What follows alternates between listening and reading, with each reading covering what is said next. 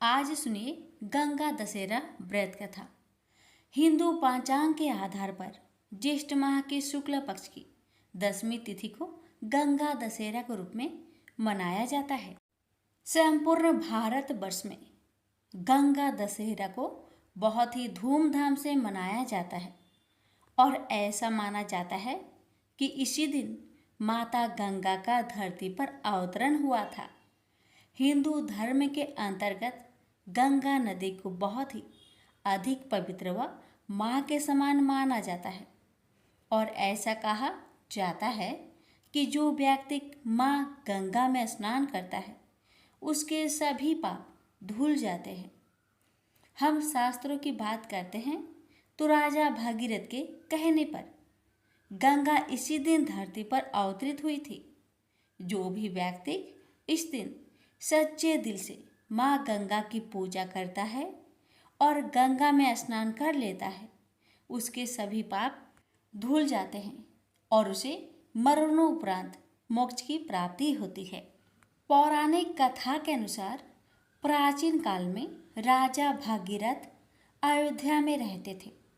आपको बता दें कि इन्हें भगवान श्री राम का पूर्वज माना जाता है। एक बार राजा भागीरथ को अपने पूर्वजों का तर्पण करने के लिए गंगा जल की आवश्यकता पड़ी। उस समय माँ गंगा स्वर्ग लोक में ही बहती थी। यही सोचकर राजा भागीरथ ने माँ गंगा को धरती पर लाने के लिए कई वर्षों तक घोर तपस्या की, लेकिन फिर भी उन्हें कोई सफलता नहीं मिली। यह देखकर राजा भागीरथ हिमालय चले गए और वहां जाकर वे फिर से घोर तपस्या में लीन हो गए। उनकी कठोर तपस्या को देखकर माँ गंगा बहुत प्रसन्न हुई और उन्हें आशीर्वाद देने के लिए वहां प्रकट हुई। माँ गंगा को अपने सामने देखकर राजा भागीरथ बहुत प्रसन्न हुए। उन्होंने माँ गंगा को धरती पर आने को कहा। यह सुनकर माँ गंगा ने उनका अनुरोध स्वीकार कर लिया, लेकिन राजा भागीरथ के सामने एक बड़ी समस्या खड़ी हो गई। गंगा माता का वेग बहुत अधिक था। यदि वह पृथ्वी पर आ जाती तो सारी पृथ्वी नष्ट हो जाती। उनकी इस परेशानी को महादेव यानी भगवान शिव ही दूर कर सकते थे। जब राजा भगीरथ को इस बात का पता चला तो वे भगवान शिव की तपस्या करने लगे। 1 वर्ष तक राजा भगीरथ भगवान शिव की घोर तपस्या करते रहे। कभी पैर के बल खड़े होकर तपस्या करते थे तो कभी बिना खाए। राजा भगीरथ की इस कठोर तपस्या को देखकर भगवान शिव बहुत प्रसन्न हुए और उनके अनुरोध को स्वीकार कर लिया। तब ब्रह्मा जी ने अपने कमंडल से गंगा माता की धारा प्रवाहित कर दी। तब भगवान शिव ने माँ गंगा को अपने बालों में बांध लिया। करीब 32 दिनों तक माँ गंगा शिव जी के केशों में प्रवाहित होती रही। ज्येष्ठ माह के शुक्ला पक्ष की 10वीं के दिन भगवान शिव ने अपनी एक जटा खोली और गंगा माता को धरती पर जाने को कहा। तब राजा भगीरथ ने माँ गंगा के धरती पर आने के लिए हिमालय की दुर्गम पहाड़ियों के बीच से रास्ता बनाया था। जब माँ गंगा पर्वत से मैदान में पहुंची तब राजा भागीरथ ने अपने पूर्वजों को गंगा जल से तर्पण कर उन्हें मोक्ष प्रदान किया। माँ गंगा का जिस दिन धरती पर अवतरण हुआ उस ज्येष्ठ मास के शुक्ला पक्ष की 10वीं तिथि का दिन था। इसलिए इस दिन माता गंगा की पूजा का विशेष प्रावधान है। प्रेम से बोलिए गंगा माता की जय। द्वारपर की बात है। भगवान श्री कृष्ण एक बार अपनी बुआ कुंती के आश्रम काम्यवन में पहुंचे। उस समय पांडव लोग अज्ञातवास कर रहे थे। भगवान कृष्ण ने कहा, बुआ जी, मैं तुम्हें वनवासी भेष में देखकर दुखी हो जाता हूँ। मुझे सदैव इस बात की चिंता लगी रहती है कि पता नहीं कब दुष्ट दुर्योधन का प्रहार तुम्हारे ऊपर हो जाए अतएव इस विपत्ति से छुटकारा पाने के लिए तुम भगवान सूर्य नारायण की आराधना करो। भगवान सूर्य ही सभी जीवों के नियंता और प्राण हैं। उनके तेज से ही जीवों का उद्धार होता है। भगवान कृष्ण ने बतलाया कि एक बार शंकर जी से पार्वती जी ने कुछ पूछा था, उसे मैं तुमसे बतलाता हूँ। शिव जी ने पार्वती जी से कहा, यदि तुम इस बात की जानकारी प्राप्त करना चाहती हो तो मथुरापुरी में जाओ। कहा, सूर्य पुत्री यमुना जी की धारा प्रभावित होती है। यमुना के तट पर ऋषि, महर्षि, मुनि आदि निरंतर तपस्या रत रहते हैं। भगवान रुद्र की आज्ञा से पार्वती जी कालिंदी यमुना तट को चल पड़ी। कुछ ही दूर जाने पर उन्हें रास्ते में रोती बिलखती एक स्त्री दिखाई पड़ी। उसने बतलाया कि उसका नाम कुसुमवती है और उसका निवास कुसुमाकर वन के बीच में है। संतानहीनता होने के कारण उसके पति बसंत ने उन्हें त्याग दिया है और इस प्रकार वह निराश्रिता हो गई है।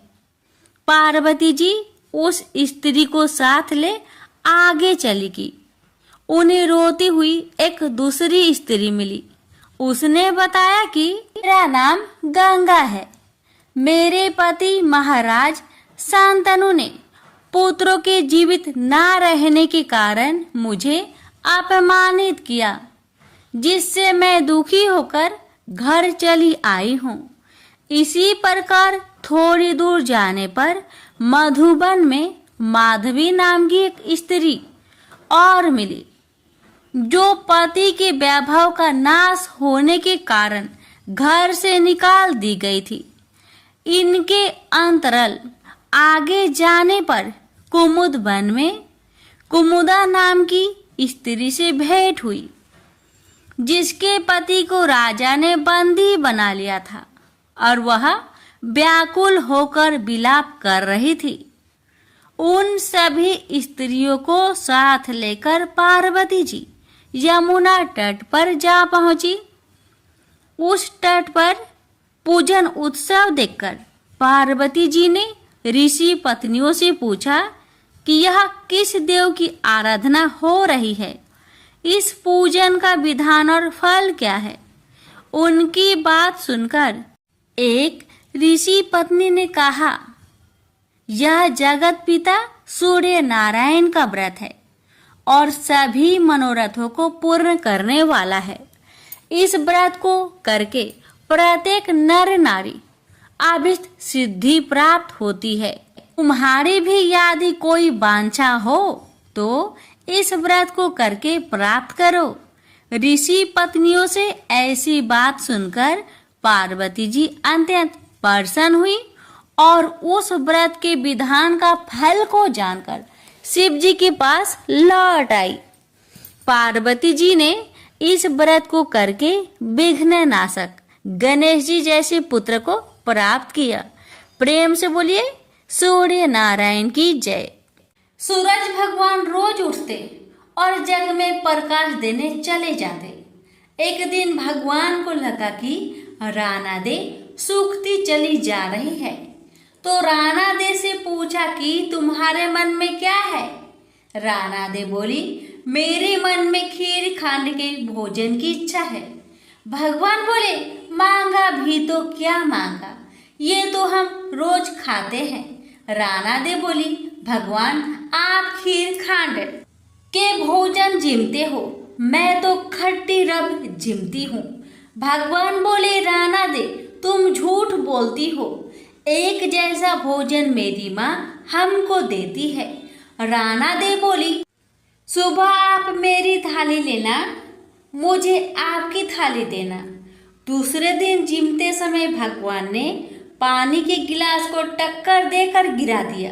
माताजी बोली, तुम मत उठो, मैं दूसरा गिलास भर देती हूँ।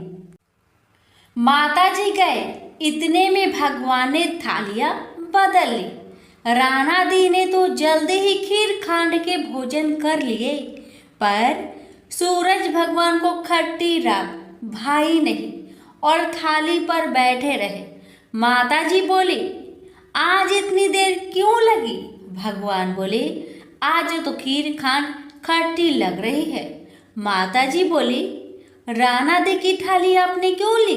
भगवान कहने लगे, माँ, अपने घर में आप 2 जने और मैं, जिसमें भी 2 भात, मैं नियम पालन करने वाला, और मेरे ही घर में ऐसा होता है तो दुनिया में क्या होता होगा। घर में सबका खाना एक जैसा बनाओ। यहाँ से वो कुम्हार के घर गए और बोले, 2 पेट की हांडी किस कुम्हार ने बनाई? रतन कुमार को लगा कि आज तो भगवान आए हैं। माताजी तो 1 टका देती थी, ये तो 2 टका देंगे। और कुम्हार बोले, मैंने बनाई। भगवान बोले, आज के बाद 2 पेट की हांडी बनाए तो तेरे सहस्त्र पेट कर दूंगा। कुम्हार बोला, मेरा तो 1 पेट भरना मुश्किल है, सहस्त्र हो गए तो क्या करूँगा? मैं अब 2 पेट की हांडी नहीं बनाऊंगा। इस तरह सूरज भगवान ने दुर्भांत मिटाए। प्रेम से बोली सूर्य नारायण की जय। 2 माँ बेटी थी। सूरज भगवान का व्रत करती थी। सूरज भगवान का व्रत आया, माँ को किसी आवश्यक कार्य से बाहर जाना पड़ा। उसने अपनी बेटी से कहा, बेटी तू 2 रोट बना लेना। बेटी ने 2 रोट बना लिया। उसी समय एक जोगी भिक्षा मांगने आया। उसने माँ के रोट में से एक टुकड़ा तोड़कर जोगी को दे दिया। माँ बाहर से आई और बोली, मेरा रोट दे। तो बेटी बोली, माँ, एक जोगी भिक्षा मांगने आया था, आपके रोट में से थोड़ा टुकड़ा उसको दे दिया। ऐसा सुनते ही उसकी माँ ने जिद पकड़ ली और सारा दिन कहने लगी, घी रोटो दे, घी रोटो, मेली कोर दे, पूरो दे, पर महारो दे। सब ने यही सोचा कि यह पागल हो गई और सब जनों ने मिलकर उसे एक अंधेरी कोठरी में बंद कर दिया। लड़की का एक राजकुमार से विवाह हो गया। उसके पति ने जिद कर ली कि मेरे को अपने ससुराल जाना है। बेटी की मायके में कोई और नहीं था। जब उसने सूरज भगवान से विनती की कि मेरे को 1.25 पहर का मायका दो, जब सूरज भगवान तथास्तु कहकर अंतर्ध्यान हो गए, उसके बाद सूरज भगवान की कृपा से जंगल में महल, बाग बगीचे, माता पिता, भाई बहन, भाभी भतीजे सब बेटी जमाई के आदर सत्कार करने लगे, अपना प्यार लुटाने लगे। 1.25 पहर का समय बीतने लगा, पर जामाई जी का मन नहीं भरा। बेटी बोली, चलो देर हो रही है। उसको पता था 1.25 पहर होते ही सब खत्म हो जाएगा। वो अपने पति को लेकर जाने लगी। उसके पति ने अपने एक पाँव की मोचरी वहीं छोड़ दी। आधे रास्ते गया और बोला, मेरी मोचरी वहीं रह गई। उसने बहुत समझाया, आपके क्या कमी है, पर वह नहीं माना। वापस जाकर देखा तो वहाँ जोर से हवा चल रही। जहाँ भोजन बनाया वहाँ राख उड़ रही। पेड़ के नीचे उसकी मोचरी रखी थी। उसके पति ने उसका हाथ पकड़ा और पूछा, ये जादू किया तुमने? तब उसने अपने पति को सारी बात बताई। उसके पियर मायका में कोई नहीं है, उसकी एक बावली माँ है। ये तो सूरज भगवान ने उसको 1.25 पहर का मायका दिया। उसने और उसके पति ने सूरज भगवान से प्रार्थना की और सूरज भगवान की कृपा से उसकी माँ ठीक हो गई और उसको बहुत सारी धन दौलत देकर विदा किया। हे सूरज भगवान, जैसा लड़की को दिया वैसा सबको देना। कहानी कहते सुनते हुक्कारा भरते सभी के परिवार को देना। प्रेम से बोलिए सूर्य नारायण की जय। प्राचीन काल में एक नगर में एक वृद्धा रहती थी। उसका नियम था कि वह हर रविवार घर आंगन गोबर से लिपकर भोजन तैयार करती और सूर्य देव को भोग लगाकर ही भोजन करती थी।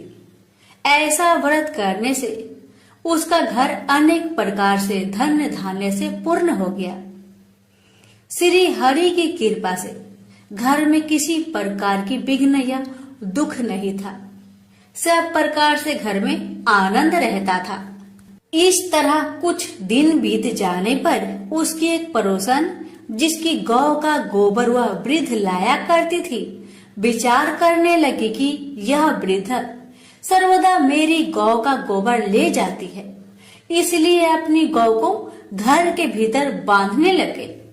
वृद्धा को गोबर न मिलने से रविवार के दिन अपने घर को न लिप सकी, इसलिए उसने न तो भोजन बनाया न भगवान को भोग लगाया तथा स्वयं भी उसने भोजन नहीं किया। इस प्रकार उसने निराहार व्रत किया। रात्रि हो गई और वह भूखी सो गई। रात्रि में भगवान ने उसे स्वप्न दिया और भोजन न बनाने तथा लगाने का कारण पूछा। वृद्धा ने गोबर न मिलने का कारण सुनाया। तब भगवान ने कहा कि माता, हम तुमको ऐसी गौ देते हैं जिससे सभी इच्छाएं पूर्ण होती है, क्योंकि तुम हमेशा रविवार को गौ के गोबर से लिपकर भोजन बनाकर मेरा भोग लगाकर खुद भोजन करती हो। इससे मैं खुश होकर तुमको वरदान देता हूँ। निर्धन को धन और बाज स्त्रियों को पुत्र देकर दुखों को दूर करता हूँ तथा अंत समय में मोक्ष देता हूँ। सपने में ऐसा वरदान देकर भगवान तो अंतर ध्यान हो गए और वृद्धा की आँख खुली तो वह देखती है कि आंगन में एक अति सुंदर गौ और बछड़ा बंधे हुए हैं। वह गाय और बछड़े को देखकर अति प्रसन्न हुई और उसको घर के बाहर बांध दिया और वही खाने को चारा डाल दिया। जब उसकी पड़ोसन वृद्धा ने घर के बाहर एक अति सुंदर गौ और बछड़े को देखा तो देश के कारण उसका हृदय जल उठा और उसने देखा कि गाय ने सोने का गोबर किया है, तो वह उस गाय का गोबर ले गई और अपनी गाय का गोबर उसकी जगह रख गई। वह नित्य प्रति ऐसा ही करती रही और सीधी साधी वृद्धा को इसकी खबर नहीं होने दी। तब सर्वव्यापी ईश्वर ने सोचा कि चालाक पड़ोसन के कर्म से वृद्धा ठगी जा रही है, तो ईश्वर ने संध्या के समय अपनी माया से बड़े जोर की आंधी चला दी। वृद्धा ने आंधी के भय से अपनी गौ को भीतर बांध लिया। प्रातःकाल जब वृद्धा ने देखा कि गौ ने सोने का गोबर दिया, तो उसके आश्चर्य की सीमा न रही और वह प्रतिदिन गौ को घर के भीतर ही बांधने लगी। उधर पड़ोसन ने देखा कि बुढ़िया गौ को घर के भीतर बांधने लगी है और उसका सोने का गोबर उठाने का दांव नहीं चलता, तो वह ईर्ष्या और डाह से जल उठी और कुछ उपाय न देखकर पड़ोसन ने उस देश के राजा की सभा में जाकर कहा, महाराज, मेरे पड़ोस में एक वृद्धा के पास ऐसा गौ है जो आप जैसे राजा के ही योग है। वह नित्य सोने का गोबर देती है।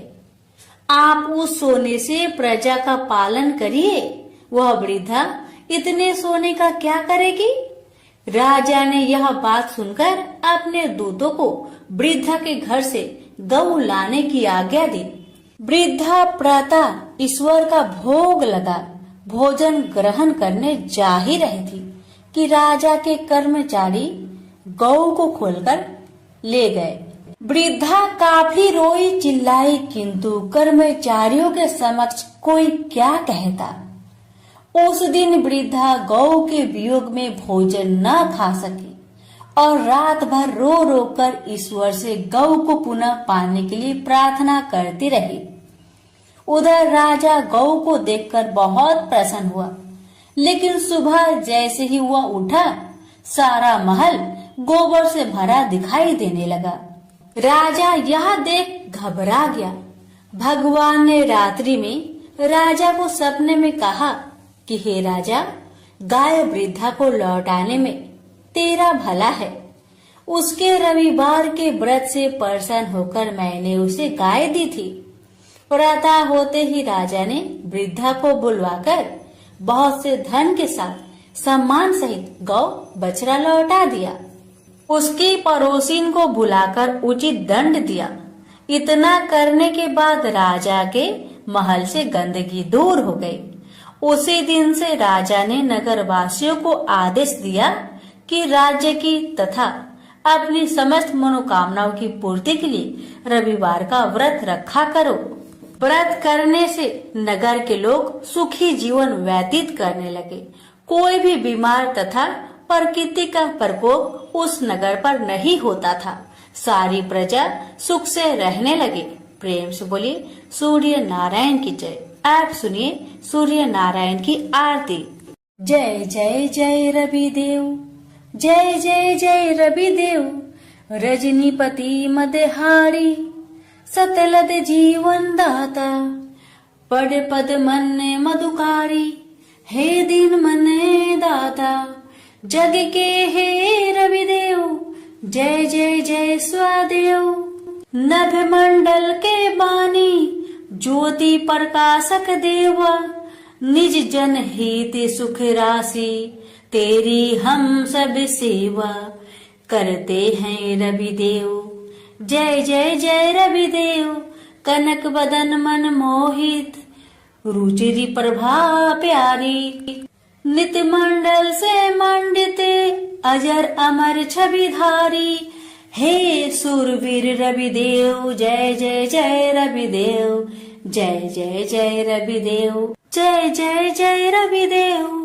रजनीपति मदहारी, सतलत जीवन दाता। प्रेम से बोलिए सूर्य नारायण की जय।